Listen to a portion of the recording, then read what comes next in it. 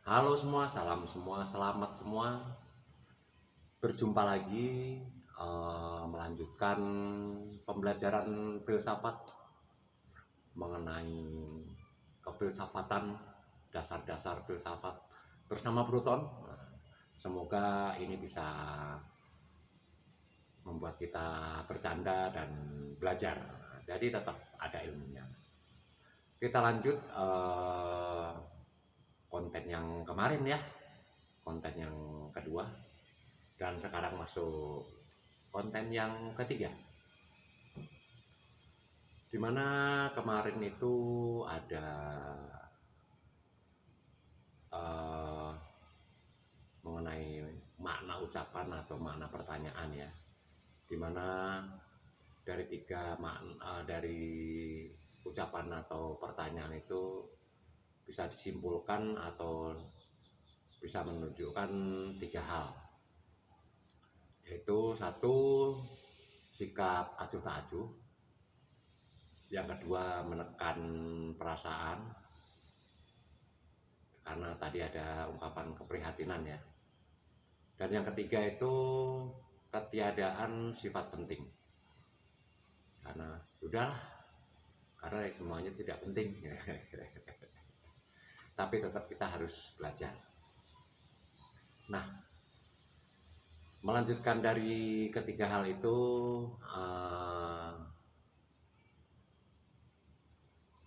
sepertinya harus dipikirkan pelan-pelan itu ya, karena kita tidak bisa memaksakan filsafat itu sesuai dengan keinginan kita. Jadi kita harus melihat sekeliling, melihat sosiologinya, situasi kayak gitu ya.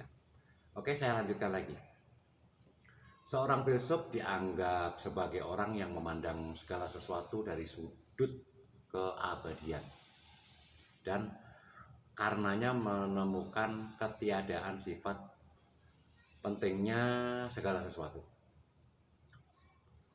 atau dianggap sebagai orang yang memandang manusia sebagai suatu yang tidak berarti dan karenanya sikap acuh tak acuh terhadap segala hal gitu ya. Jadi rata-rata tuh kebanyakan filsuf tuh seolah-olah tuh acuh tak acuh gitu, apapun pokoknya. Lanjut lagi. Maka dari gambaran yang ada di konten pertama dan kedua ya, khususnya konten kedua saya, maka ada gambaran bahwa seorang filsuf merupakan mesin yang berpikir, ya, mesin yang berpikir tanpa suatu perasaan apapun. Dia tidak akan merasakan atau tidak punya perasaan apapun lah pokoknya mengenai pertanyaan ataupun ungkapan itu tadi ya. Apa yang dilupakan ialah bahwa mereka yang memandang seorang filsuf dalam hubungan yang sedemikian ini dan karenanya memandang filsafat sebagai suatu yang membawa orang kepada sikap yang demikian itu. Sesungguhnya tidaklah berbicara tentang filsafat, melainkan tentang filsafat yang khusus. Nah, itu intinya ya. Ada filsafat yang cenderung memuji akal. Ada sistem-sistem filsafat yang didasarkan pada pandangan yang mengutamakan kehendak. Dan dewasa ini ada sistem-sistem filsafat yang menegaskan bahwa pengetahuan yang mendalam dalam arti yang sebenarnya diperoleh melalui perasaan. Nah, itu dia, kembali lagi kan akhirnya. Perasaan lagi. Dengan cara yang sama, banyak filsuf memberikan tekanan pada ketiadaan sifat pentingnya manusia. Padahal yang dipelajari manusia kan, makhluk hidup ini. Tetapi para filsuf yang lain menegaskan tentang keunggulan manusia. Nah, ada juga beberapa filsuf yang meninggikan atau menegaskan tentang keunggulan manusia itu sendiri. Ya, loh. Tetapi para filsuf yang lain menegaskan tentang keunggulan manusia itu, kok saya ulang lagi ya? Ya anggap aja itu garis besarnya ya. Jadi kalau kita belajar filsafat itu intinya untuk eh, menekankan bagaimana keunggulan manusia itu untuk mengelola dirinya gitu ya. Nah, di sini nanti kita akan berkenalan dengan penyesuaian eh, ya penyesuaian tersebut intinya, dan dapat melihat di manakah letak kesalahan dan penyelesaian tadi itu ya. Bab berikutnya, filsafat merupakan pemikiran secara sistematis. Jadi kalau tidak sistematis berarti bukan filsafat. Kegiatan kefilsafatan ialah merenung, tetapi merenung bukanlah melamun ya. Merenung itu bukan berarti melamun. Juga bukan berpikir secara kebetulan yang bersifat untung-untungan. Begitu ya. Perenungan kefilsafatan ialah percobaan untuk menyusun suatu sistem pengetahuan yang rasional, yang memadai untuk memahami dunia di tempat kita hidup, maupun untuk memahami diri kita sendiri. Yang jelas dari semuanya itu bisa untuk memahami diri kita sendiri. Dengan filsafat kita bisa memahami diri kita sendiri seperti apa. Gitu ya. Jadi kita tidak bisa di setir sana sini gitu. Jadi kita berdemokrasi kalau lewat filsafat sepertinya akan nyaman. Dan tentu saja akan menimbulkan atau berakibat pada etika kita yang lebih baik. Begitu ya. Nah, perenungan kefilsafatan dapat merupakan karya satu orang yang dikerjakannya sendiri ketika ia dengan pikirannya berusaha keras menemukan alasan dan penjelasan dengan cara semacam bertanya kepada dirinya sendiri. Atau perenungan itu dapat pula dilakukan oleh dua atau lebih dari dalam suatu percakapan ketika mereka melakukan analisa, melakukan kritik, dan menghubungkan pikiran mereka secara timbal balik. Biarpun sebagian besar sistem-sistem filsafat yang besar, misalnya sistem filsafat Aristoteles yang hidup pada abad 4 sebelum Masehi, atau sistem Hegel antara tahun 1770 sampai 1831 ya, merupakan karya-karya perseorangan itu. Bisa dicari nanti buku-bukunya ya. Namun sistem-sistem tersebut menunjukkan adanya saling pertukaran yang pasti gitu ya, ajek maksudnya pasti, dengan pikiran serta kritik orang lain. Sesungguhnya tidak ada filsafat yang disusun dari ketiadaan dan tanpa hal-hal yang mendahuluinya, yang telah dipelajarinya, dan oleh rekan-rekan sesama atau semasa hidupnya yang mengajukan kritik terhadapnya.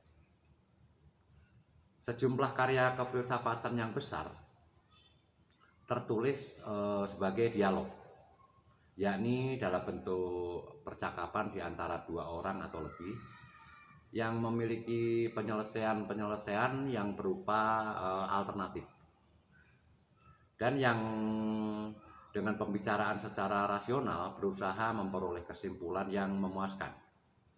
Contoh-contoh karya semacam itu ialah dialog-dialog yang ditulis oleh Plato, sang tokoh abadi ya kan, semasa tahun 427 sampai 347 sebelum Masehi.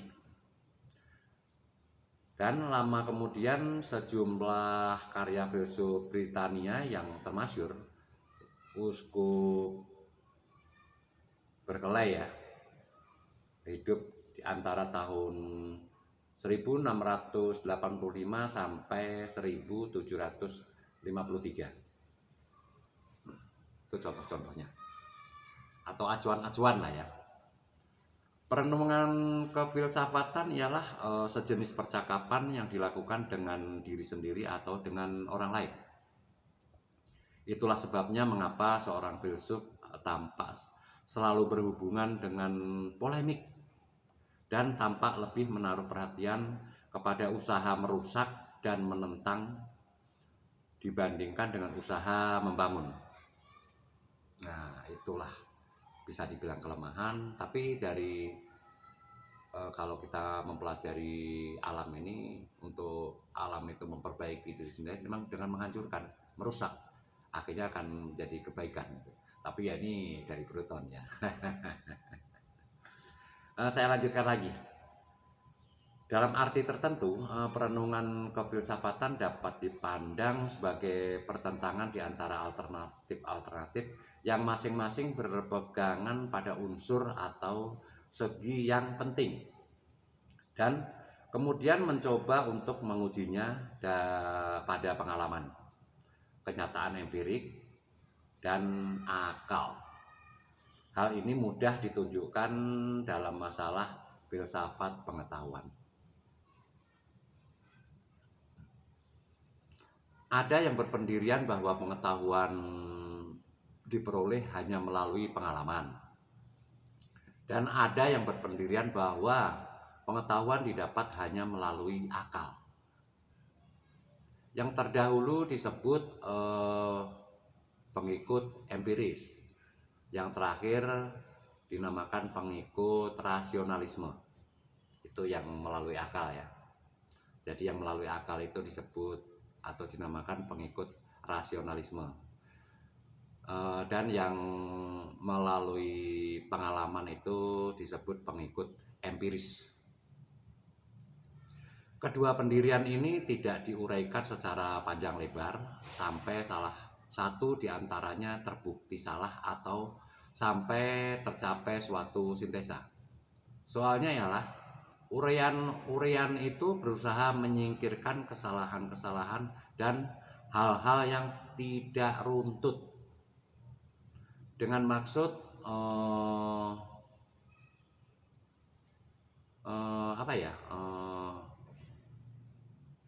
soalnya ialah uraian itu berusaha menyingkirkan kesalahan tadi itu yang menurut kita itu sudah beraturan tuh selalu disalahkan. Ya, lanjut lagi. Mungkin dengan maksud, bukan mungkin ya, pasti dengan maksud agar tercapai penyelesaian yang lebih memadai. Nah itu ya, jadi adanya dialog, adanya sintesa, adanya pemikiran yang empiris ataupun yang rasionalisme itu akan terjadi suatu capaian yang jadi capaian penyelesaian itu yang lebih memadai. Banyak filsuf sudah puas dengan sekedar mengerjakan karya-karya rutinitas bagi orang lain. Mereka sudah puas dengan menunjukkan kesalahan-kesalahan dan hal-hal yang tidak runtut, dan menyerahkan pekerjaan untuk menciptakan sistem-sistem seperti Hegel kepada orang lain. Sebenarnya memang lebih mudah untuk bersikap destruktif secara kritis ya, ketimbang bersikap konstruktif secara koheren. Sekian dulu ya untuk pembelajaran kita bersama ini. Semoga bisa direnungi, bisa kita jadikan acuan atau apapun itu untuk membangun kita juga, membangun kita sebagai manusia Indonesia yang seutuhnya sesuai dengan cita-cita luhur bangsa dan sesuai dengan Undang-Undang Dasar 1945. Semoga dengan dasar-dasar filsafat ini yang mudah bisa didengarkan dengan baik. Silakan berkomentar. Kalau ada kesalahan ngomong atau berbicara ini saya minta maaf. Terima kasih, sekian dari Bruton. Senang terus, mau tahu, sip. Selalu merdeka.